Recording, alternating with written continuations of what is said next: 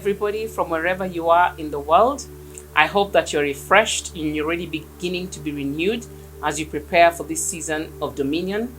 Really grateful to God that we are actually alive and healthy and well in this month of January 2022. I hope that you're expectant for a brilliant, impactful time throughout this year, throughout this season, and the seasons ahead. Today we'll be talking about renewing and refreshing our bodies. Remember, throughout the month of January, on our inspiration sessions during each week, we've been talking about preparing for the season of dominion and from a point of rest. So we've been looking at renewing our hearts, renewing our spirits, renewing our mind. Today we're looking at renewing our bodies. Extremely essential and important. You see, in Genesis chapter 1, verse 26 to 28, God created man on the sixth day. And when he created man on the sixth day, he gave him a mandate. The mandate was to have dominion over all things created, to take care of creation, to multiply, to be fruitful, and to actually replenish the earth. Interesting mandate. That's our mandate. So wherever it is you are as you begin your week, begin to reflect on your mandate. Begin to reflect on your calling, on your assignment, on your purpose. And then guess what? This body that you have, this body that God has given to us, needs to be fully functional for us to deliver, for us to manifest the fullest expression of that mandate that is given to us. The calling, the purpose, and the assignment.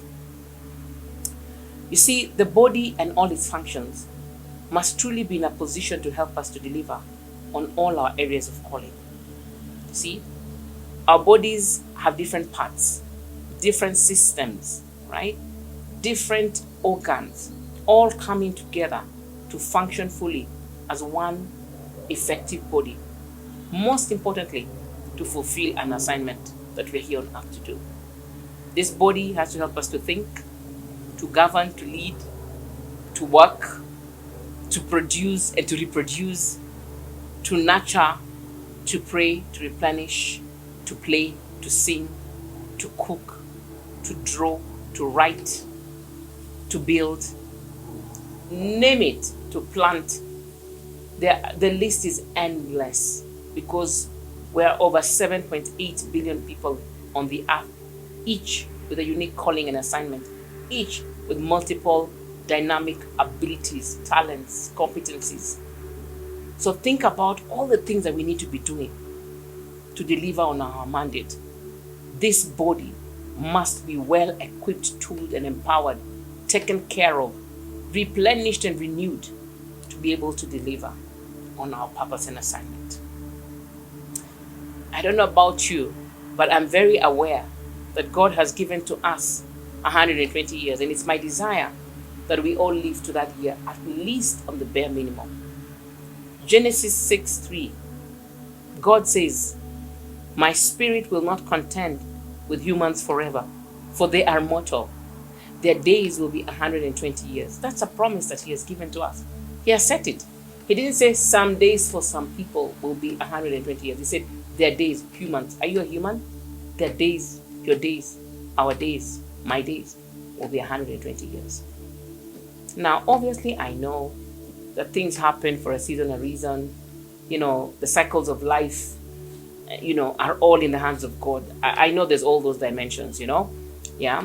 Every single day, Ecclesiastes says is a day for everything, for singing, for laughing, for crying, for laughter, for mourning, and all that stuff. So there's those dynamics. But at least in terms of a principle and a promise, God has promised us 120 years. Now, sometimes people sit and say, oh my goodness, 120 years, who wants to live that long? We'll be old, sick. Some people have had them say they don't want to live beyond 70, beyond 80, beyond 60, beyond whatever years, because they say by that time they have observed people's teeth are falling, their bones are weak, they cannot stand, they can think, they're not lucid in their minds, and all the list is endless. But I tell you for sure, when God was giving that promise, his desire was that we thrive, we prosper in all ways, in our health, in our minds, in our finances, in every dimension, in our spirits, every walk of life. He knew that it was possible. Okay? So I want to challenge us to take a whole new perspective as we begin to go into a space of refreshing and renewing and replenishing this body so that it can serve us. It can be able to be empowered to deliver on the mandate that God has given to each one of us uniquely and collectively. Let us reflect and start to see and interrogate what we need to do differently.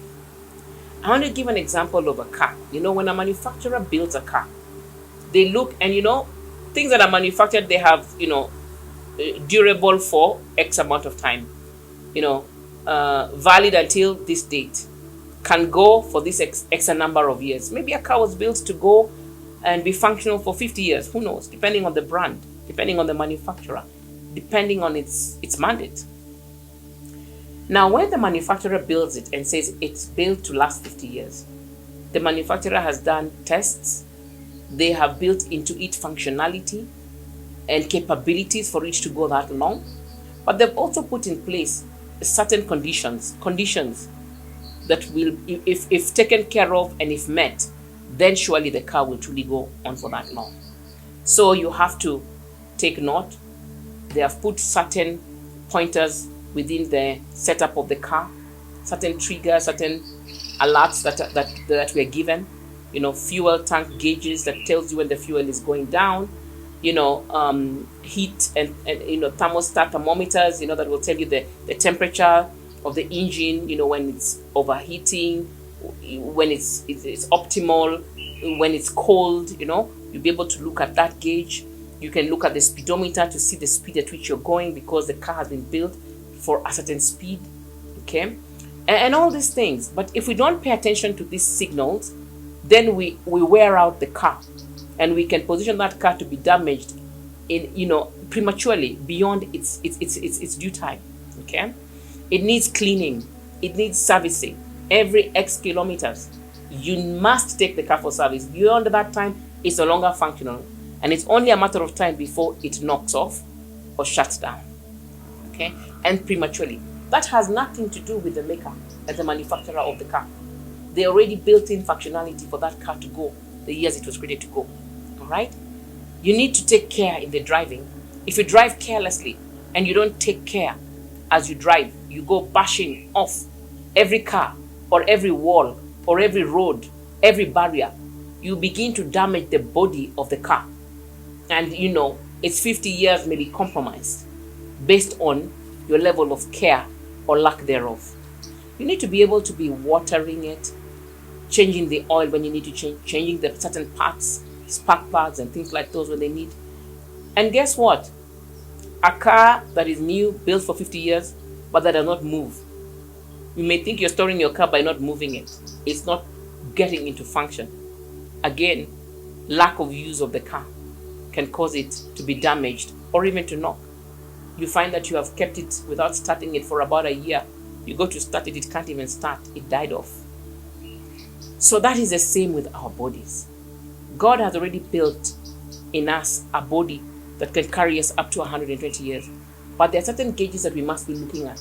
Pointers, signals that our body gives that we have to pay attention to so that we are taking care of it so that it moves into the right season and to the fullness of its season, that 120 years. In full state. I tell people, my prayer is that I will live beyond that 120 years, lucid, strong, upright, with my teeth, smiling, just fully functional and delivering my purpose and my assignment, because it's possible. It is possible. I have seen people who are in their 90s, strong, lucid, their minds are sharp.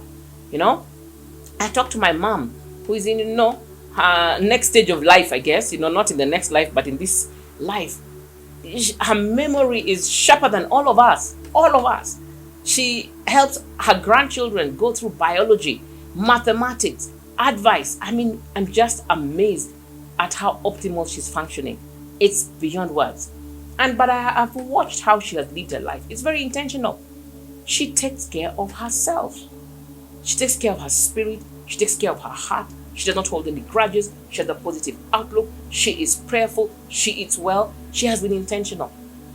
I know the grace of God is sufficient and His power is able to heal and all that stuff. But I'm talking about the things that we can prevent, the things that we can be intentional about, the things that we can do to be able to help our bodies to function optimally and live all the days that God has already numbered for us. Okay?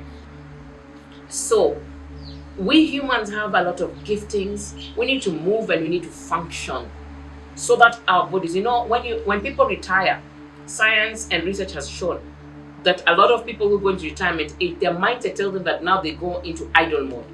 And a lot of them die 3 years to 5 years after retirement. And they started to ask, why is that the case? It's because they were not functional anymore. They stopped moving about and doing things. So their body started to shut down, The psychological part of it that just shuts down and people die off. So remain moving and functional. Keep moving. Keep practicing. Use your faculties, use your brain, use your hands, use your body, use your giftings, use your talent. Keep moving, Service your spirit. Renew, replenish your spirit, your body, your soul, your heart. Keep checking the state and keep taking note of the signal that our bodies are giving. Because God has given us those things that our body talks to us. Listen to your body. When it's giving you signals, react. Okay? 1 Corinthians 6:17-20 says, "Or do you not know that your body is a temple of the Holy Spirit within you, whom you have from God? You are not your own, for you are bought with a price. So glorify God in your body." How do you glorify God in your body? Understand your body. Use your body. Use your functions. Use the things God has given to you. Use it. Nurture your body. Treat your body. Rest your body. Feed your body. Take care of this body. Be intentional. People just move, but they're not intentional. They expect the body to just move with them. Take care of every dimension so that as you're moving into dominion, you're taking care of the vehicle that hosts your spirit, that is important in this world, so that you're alive in this world to be able to fulfill your mandate. So as you begin your week this week, begin it from a point of intentionality. Be conscious of your body. What are you doing with your body? What is the state of your body? What must you do? What must you change? How do you feed your body? How are you nurturing your body? How are you using your body? Some people are misusing their body and cutting short their lifespan. When you decide you're going to smoke or have vices, anything that we have done to this point that we regret or want to change, it is possible. So this is not from a perspective of judgment. This is just from a point of consciousness of how are we using our body and how can we take care of our bodies better. What habits must we drop? Which habits must we pick? Which habits are not healthy for our organs, that are not healthy for the state of our functions of our body? What can we drop? What can we pick? So as we move forward into this week, as you go about your day-to-day, as you're fulfilling that mandate that God gave to each and every one of us uniquely and collectively, come from a point of intentional consciousness of how you want to treat your body, how you want to refresh this body, renew your body, give it rest, and allow it to show up in an optimal state for this season of dominion. Do have a lovely week and stay blessed.